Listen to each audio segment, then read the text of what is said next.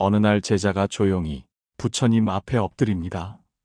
세월의 풍파에 지친 70을 넘긴 노년의 제자와 조용히 마주 앉은 부처님. 이제 그 깊은 대화를 들려드리려 합니다. 세존이시여, 저는 일평생을 남을 위해 살았습니다. 자식들을 키우고 가족을 위해 애쓰며 이웃과 친지에게도 베풀며 살아왔습니다.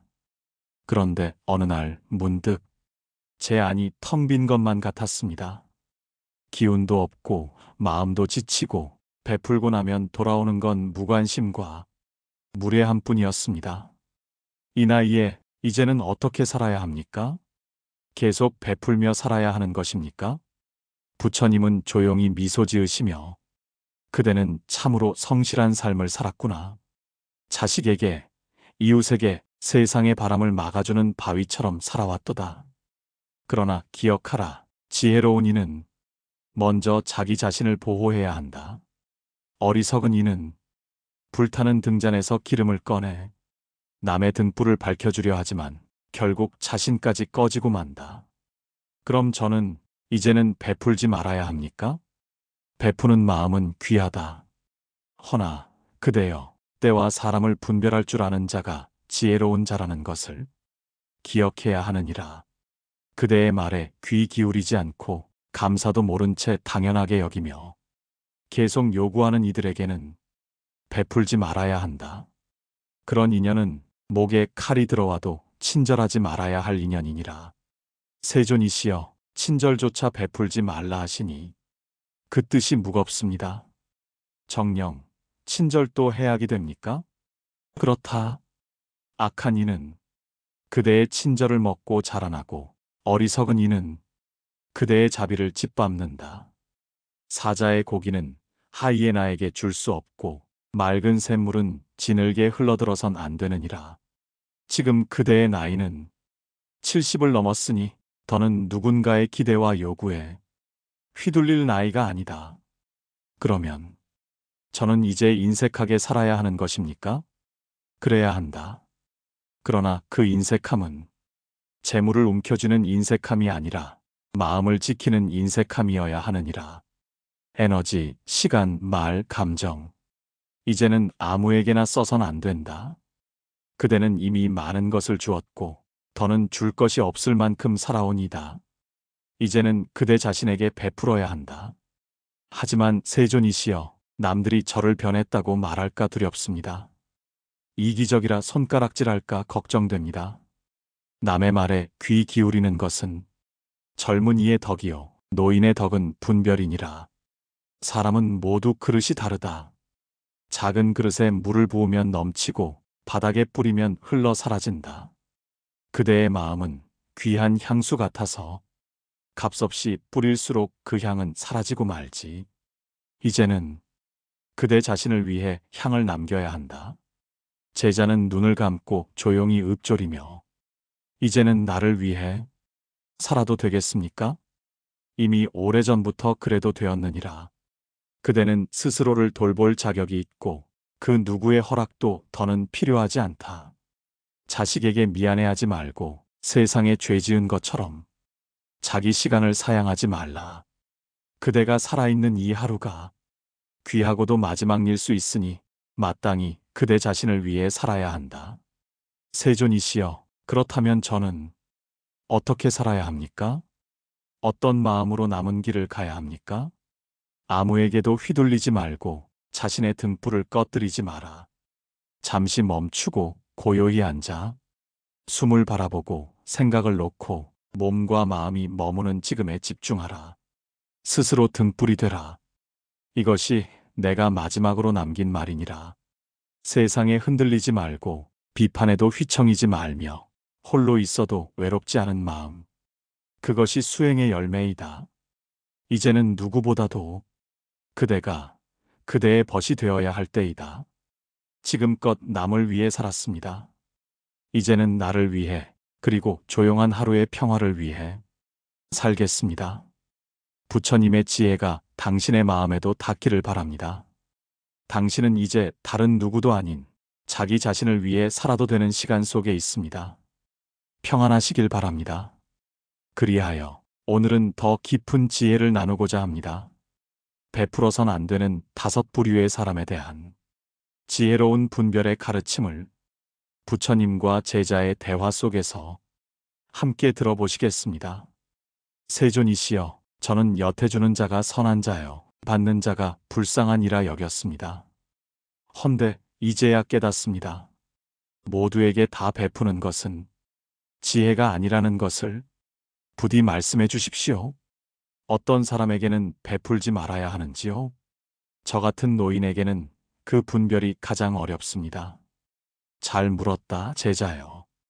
아무리 마음이 넓은이라도 항상 주기만 하면 결국 텅 비게 된다. 그대처럼 오래 살아온 이는 이제 옳은 베품만 해야 하느니라. 그러니 잘 들으라. 이 5부류의 사람에겐 결코 베풀지 말아야 하느니라. 첫째, 감사를 모르는 자이다. 감사의 마음 없이 받는 것을 당연히 여기는 자는 그대의 자비를 마치 자기 권리인 듯 착각하느니라. 고맙습니다 한마디 없이 더 요구하고 더 바라는 자는 그대의 선함을 갉아먹는 독과 같도다. 그대가 아무리 애써도 그 마음에 닿지 않으면 그것은 허공에 부은 물이다. 제 자식들 중 일부가 그렇습니다. 받을 때는 당연히 여기고 내가 힘들다고 하면 화를 내기까지 합니다. 그렇다면 그대는 이미 답을 아는 것이다. 둘째, 습관적으로 요구하는 자이다. 도움은 필요할 때 주어야 하되 습관이 되게 해선 안 된다. 받는 것에 익숙한 자는 스스로 설 수 있는 기회를 놓쳐버리게 되느니라. 그대의 선행이 그의 게으름을 키운다면 그것은 덕이 아니라 해악이다. 저는 누군가가 부탁하면 거절을 못합니다. 그게 도리인 줄 알았지요. 때로는 아니요라고 말하는 것이 상대의 영혼을 살리는 길이니라. 셋째, 남을 탓하기 좋아하는 자이다. 어떤 이는 자신의 부족함을 늘 남 탓으로 돌리며 살아가느니라. 그런 이는 도움을 받아도 감사하지 않고 문제가 생기면 도운 자를 원망하게 된다. 그대의 손길이 나중에 비난의 화살로 돌아올 수 있다. 그럴 땐 침묵으로 물러서야 하느니라. 넷째, 말과 행동이 거친 자이다. 입에 거친 말이 가득하고 다툼과 갈등을 일삼는 자는 도움으로도 길들일 수 없는 존재이다. 그대가 아무리 다가가도 그의 마음엔 칼이 들려 있으니 그대가 베푸는 순간 상처만 입고 말지. 지늘게 금을 던진들 금이 빛나지 않듯 그대의 마음도 헛되이 더럽혀질 것이다. 다섯째, 그대의 마음을 아프게 한 자이다. 마지막으로 기억하라. 그대의 마음을 반복해 아프게 한 자에게는 더 이상 아무것도 주지 말라. 그것이 비록 피부치라 해도, 오랜 벗이라 해도, 가족이라 해도 그대는 이미 오래도록 인내했고 이해했고 용서해왔다. 그러나 이제 그대의 마음을 보호하는 것이 최우선이니라. 그 누구도 그것을 대신해 주지 못한다. 지금까지 저는 누가 받을 자격이 있는지를 따지지 않았습니다. 주는 것이 곧 덕이라고 믿었지요. 이제야 참된 자비는 분별 위에 있음을 배웁니다. 그것이 바로 노년의 지혜이며 고요한 수행의 완성이니라. 줄 것과 거둘 것을 아는 자는 진정 자유로운 삶을 살아갈 수 있다. 자, 이제 그대는 줄 것보다 자신을 더 많이 돌보아야 할 시간이다. 그대의 마음이 더는 다치지 않도록 해야 한다. 세존이시여, 제 마음이 처음으로 조용해졌습니다. 세상이 여전히 시끄러운데도 속이 고요해진 건 처음입니다. 제 어리석음은 항상 주는 것만이 옳다고 믿게 했습니다. 도움을 거절하면 죄 짓는 기분이었고 거절당하면 상처 입은 듯 살았습니다. 하지만 오늘 거절해야 할 사람이 있다는 것을 알았습니다. 참된 자비는 때로 등을 돌리는 용기임을, 마음을 지키는 단호함임을 저는 이제야 배웠습니다. 좋다, 제자여. 그대는 이제 무언가를 주려 하지 않고 무엇을 주어야 할지도 선별할 수 있게 되었으니 그대의 길은 더욱 고요할 것이다. 사람의 마음은 항상 착해야 한다는 강박 속에 갇혀 있느니라. 그러나 참된 착함은 자기 자신을 아끼는 데서 비롯된다. 자신을 소홀히 하면서 남을 돕는 것은 언젠가 그대 자신을 무너뜨리는 씨앗이 된다. 그대의 몸이 지치고 마음이 아프고 고요함이 사라지면 그 누구도 대신 회복해 줄 수 없으니라. 세존이시여, 그 말씀은 제 심장 안에 고요히 울립니다. 제가 그토록 아끼고 돕던 사람들이 때로는 저를 지치게 하고 제가 믿던 관계들이 결국 상처로 되돌아왔던 이유를 이제 알 것 같습니다. 제가 도와야 할 사람은 먼저 저 자신이었군요. 세상을 품기 전에 내 마음부터 품었어야 했습니다. 그렇다. 누군가를 돕는 것은 참으로 귀한 일이지만 그것이 자기 자신을 갉아먹는 희생이 되어서는 안 된다. 이제 그대는 더는 무턱대고 주지 않을 것이며 더는 이유 없이 상처받지 않을 것이다. 마음이 다치지 않도록 선은 분별 위에 있어야 하며 자비는 지혜 위에 있어야 하느니라. 저는 평생 사람들을 위해 살아야 한다고 배웠습니다. 그러다 보면 늦은 밤, 불 꺼진 방 안에서 혼자 울고 있을 때가 많았습니다. 주고도 미움받고 도와주고도 버림받는 일들. 이제는 알겠습니다. 누군가를 위해 너무 애쓰는 삶이 결국 나를 잃게 만든다는 걸. 이제 남은 생은 좀 더 조용하게, 좀 더 단순하게, 좀 더 나를 위한 방향으로 살아보겠습니다. 그렇다 제자여. 이제 그대는 비움 속에서 채움을 발견하는 이가 되었도다. 베풀되 지혜롭게 베풀고 물러설 땐 미련 없이 물러서라. 누구의 인생도 그대가 대신 짊어질 수는 없으니 자신의 마음을 먼저 살피고 그 안에 자비의 등불을 밝히거라. 그것이 바로 참된 해탈이요 고요한 자유의 길이니라. 그날 이후 제자는 더 이상 아무에게나 마음을 열지 않았다.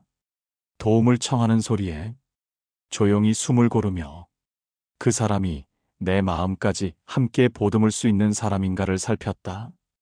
그리고 마침내 알았다. 진정으로 베풀 만한 사람은 감사를 아는 사람이며 그 마음이 고요한 사람이라는 것을. 이제 그는 어떤 말에도 쉽게 흔들리지 않고 어떤 관계에도 조급히 휘말리지 않았다.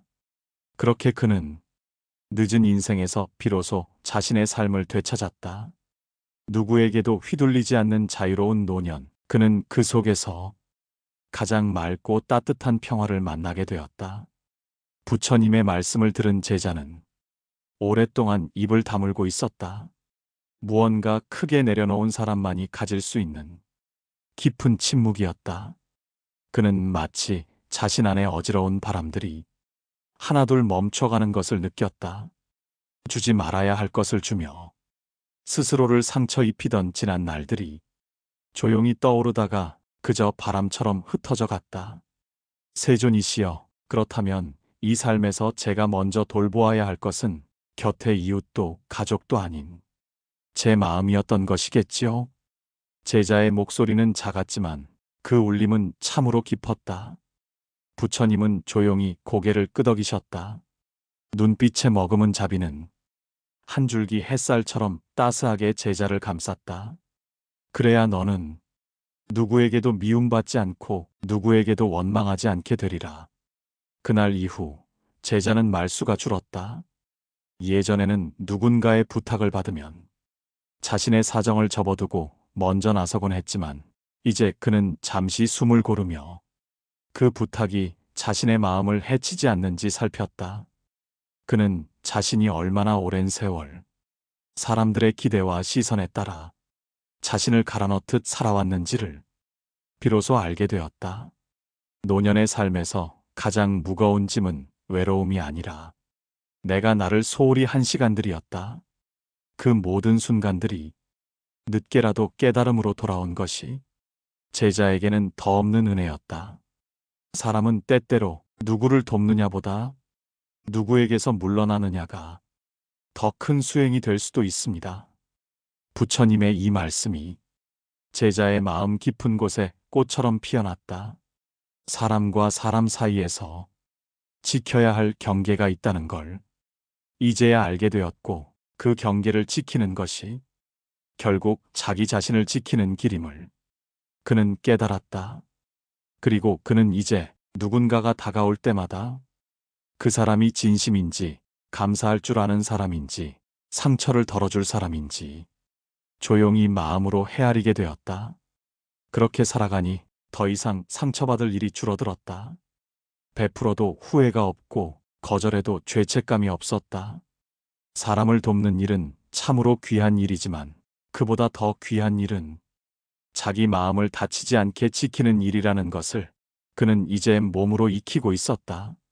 조용한 저녁, 그는 차를 한 잔 내리고 노을진 하늘을 바라보며 작은 미소를 지었다. 이제야 내가 내 삶을 살고 있구나. 이제 그는 어느 누구에게도 흔들리지 않았다. 누가 다가와도 조용히 바라보고 누가 떠나도 담담히 보내줄 수 있었다. 그는 더 이상 과거에 기대지 않았고 미래를 두려워하지 않았다. 그에게 남은 삶은 조용하고 단순하며 무엇보다 자유로웠다. 그렇게 제자는 늦은 인생의 길목에서 비로소 평화를 만났다. 그 평화는 누군가가 준 것도 세상이 마련한 것도 아닌 자기 자신을 온전히 이해하고 사랑하게 되었을 때 찾아온 가장 고요한 선물이었다. 이젠 누구에게도 휘둘리지 않고 조용하고 자유롭게 살기로 했습니다. 그 평화는 누군가가 준 것도 세상이 마련한 것도 아닌 자기 자신을 온전히 이해하고 사랑하게 되었을 때 찾아온 가장 고요한 선물이었다. 그는 이제 안다. 젊은 날 자신이 쏟았던 사랑과 정성 중 절반 이상은 스스로를 향해 써야 했다는 것을. 그러나 괜찮다. 이제라도 깨달았으니, 이제라도 돌이켰으니 인생은 결코 늦은 법이 없음을 그는 매일의 숨결 속에서 확인하고 있다. 그는 이제 사람이 아닌 마음을 먼저 살핀다. 관계가 아닌 거리의 온도를 먼저 헤아린다. 누구의 말보다 자신의 마음을 더 깊이 듣는다. 누가 뭐라 하든 이제 그는 스스로를 배신하지 않기로 다짐했다. 그 다짐은 수행처럼 조용하고 단단하게 그의 하루를 지탱해 주었다. 나를 지키는 일이 곧 세상을 평화롭게 하는 일입니다. 부처님의 그 한마디가 그의 삶의 좌표가 되었다. 사람 사이의 인연에서 그는 더 이상 매달리지 않았다. 떠날 사람은 떠나고 남을 사람은 남을 뿐이었다. 억지로 묶지 않았고 어설픈 온기로 위로하지도 않았다. 예전에 그는 좋은 사람이라는 말에 집착했었다. 늘 도와주고 이해하고 맞춰주려 했다. 그러나 이제는 안다. 좋은 사람이 되려는 집착이 자신을 가장 아프게 했다는 것을. 지금 그는 좋은 사람보다 진짜 나로 사는 것을 택했다. 조용하고 단단한 마음 하나로 필요한 말만 하며 필요한 자리에만 머무르며 살아가고 있다. 그는 이따금 자신의 지나온 삶을 돌아본다. 그 모든 날들이 부끄럽기보다는 애틋하고 다정하게 느껴졌다. 상처 많았던 시간도, 후회로 가득한 날도 결국은 지금의 자신을 만든 한 조각이었음을 조용히 받아들이게 되었다. 그는 더 이상 바쁘게 살지 않았다. 무엇을 이루려는 집착도 누군가에게 인정받으려는 욕심도 모두 놓았다.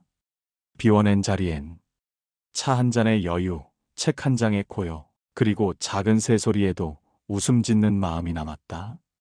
그렇게 그는 이제야 진짜로 자기 삶을 살고 있었다. 누구에게 보여주기 위한 삶이 아니라 스스로에게 떳떳한 하루. 그것이면 충분했다. 이제 그는 더 이상 서두르지 않는다. 느리게 걸으며 하루하루를 음미하고 마주치는 작은 순간들에 진심으로 고개를 끄덕일 줄 알게 되었다. 그는 안다. 인생의 마지막을 향해 가는 길목에서도 새로운 깨달음은 피어날 수 있다는 것을. 그것은 젊음의 특권이 아니라 깨어있는 마음의 선물이었다. 그리고 이제 그는 그 선물을 온전히 누릴 줄 아는 사람이 되어 있었다. 당신의 마음에도 이 작은 이야기 하나가 작은 위로와 평안이 되었기를 바랍니다. 부처님의 지혜가 오늘 당신의 하루에도 조용히 머물기를 기도드립니다. 마음 쉼톡은 바로 당신의 쉼표가 되고 싶습니다. 좋아요와 구독은 이 채널이 오래도록 마음을 나누는 공간이 되는데 큰 힘이 됩니다. 함께 해주셔서 감사합니다. 오늘도 평안하시길 바랍니다.